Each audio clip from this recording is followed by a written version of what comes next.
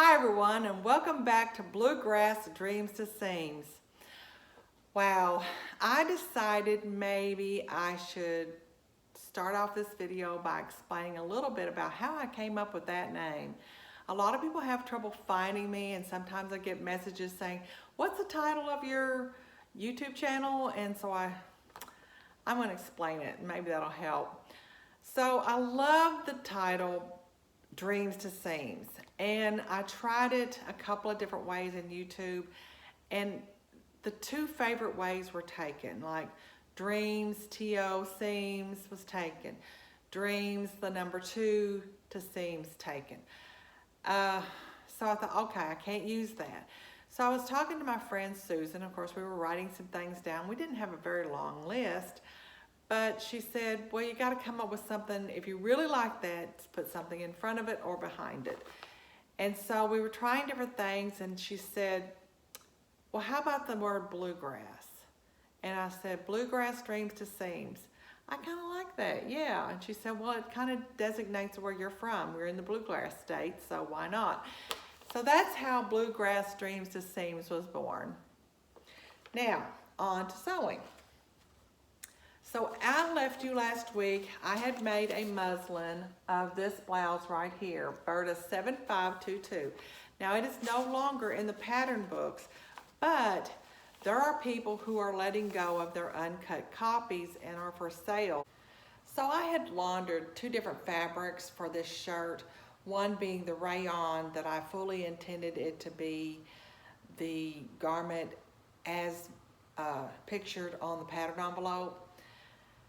And I also went ahead and laundered the linen that I was planning on using for what was going to be the third garment, where I would use my lace insertion and make it more of what I had envisioned. Well, when I went to cut the rayon, there wasn't enough fabric, no way.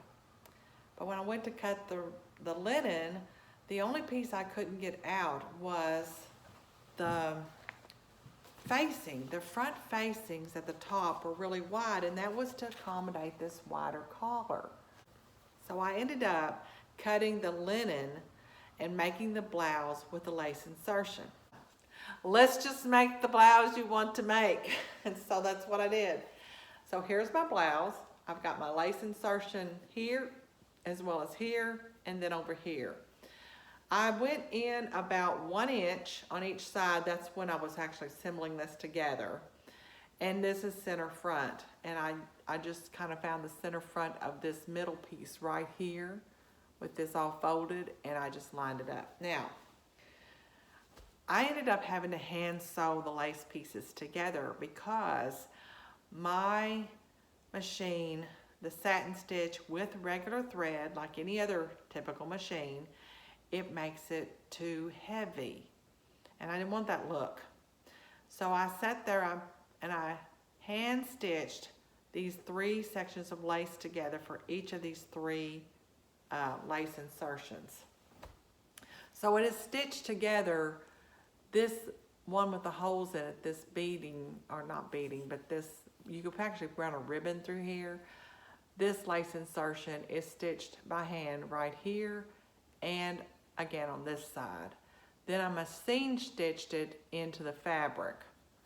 So then here it's stitched in here as well as over here. So that's how I put all that together. It took me maybe 45 minutes or a little less to hand stitch those 3 together. I know people are thinking, wow, that's fast. Once you fall into a rhythm, it does go a little bit faster, you know, and you just pass the time. I kind of like hand stitching because I find it very relaxing. Another thing that I did is I hand stitched in, because I lined the yoke, I hand stitched all around this line here where it's all joined all the way around. I did that last night, and places where I stitched it a little closer together would be like where these seams met. I'm trying to find one. Like right in here, I stitched a little closer together. I stitched closer together underneath all the lace bits. And then I also stitched closer together where this seam for the shoulder comes down and meets the sleeve. So now everything's put together in one unit.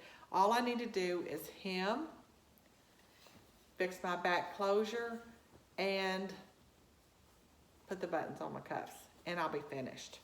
So hopefully next week I'll have the cami finished, and as well as I want to make a belt to belt it. I actually found a buckle in an antique store when I was there last Saturday, so I'm planning on using that buckle on my belt. The reason is because it's mother of pearl, that's why. Okay, other things that I've been doing. I finished my socks, I've been knitting, and last Thursday I just needed to do the toe and close it up and I would be finished. So here's my socks made out of bamboo yarn, but there's also a little bit of cotton. I always thought because this is so soft it has to be silk. I never read the label. It's actually bamboo and cotton, not silk, but it is very, very soft. And I still think that I want to get me some clear rain boots to wear. I saw a picture, guys. It was so cute. Clear rain boots. You can show off your socks. And I mean, I'm just like all over it. I love the idea. My heels don't exactly match, but that's the thing. They're underneath pants. They're inside a shoe. No one's going to see it. The other thing is I've had so much sock yarn that I've used in the last, I don't know, 15 years I've been knitting, that I'm like, okay, what are you gonna do with it? You've got to do something with it. I mean, it's out of control. You have a whole sack full. You have this basket over here full. What are you going to do with this? It's not enough to make another pair of socks. Yes, you can make scrappy socks till the cows come home, but I didn't want to make any more scrappy socks. Not right now. I wanted a big project, something that's going to eat up this yarn. I mean, really eat it up. And so I got to thinking about Kate from the last Homely House, where she had made a Mitered Square blanket. And I knew I had a friend who also had made one, so I contacted Haley and I said, hey, do you have your pattern for the Mitered Square blanket? Because I've printed one off, but I'm having trouble with it. And she says, I'd have to look for it. In the meantime, I was able to figure out how to take my pattern to actually make this Mitered Square blanket. So here I am. This is the beginning of row 7. So I'm really flying right along with this. I started this, I think, the first full week in January. It takes me about a week to make one row.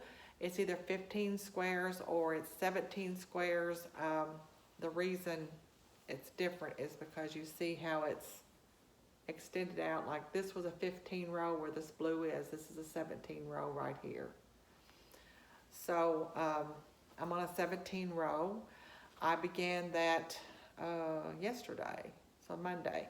So by Sunday I should have the 17 row finished. So that's what I'm working on there, to eat up yarn, leftovers. Very happy about getting rid of that.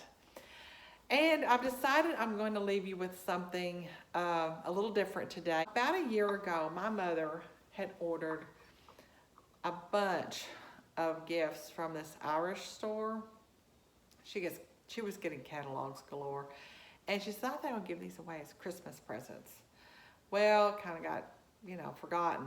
And so one day I asked her, I said, can I just have this cup? Because I love it. And so this is the saucer to this cup. She knows I drink a lot of hot tea. And she said, sure, if you want it, go ahead and take it home. And then I just love the inside of the cup is decorated, the handle's decorated, and then it's got this neat little Irish blessing that wraps around it. Now it's a very familiar blessing, and I'm sure you're going to know it, but I want to read it, and this is how I'll end my video today. May the road rise to meet you. May the wind be always at your back. May the sun shine warm upon your face and the rain fall soft upon your fields. And until we meet again, may God hold you in the hollow of his hand. Have a great week, folks, and I'll see you a little bit later this week or early next week. And I always forget this part. Please like and please subscribe. That's how my channel grows. Thank you so much for joining me.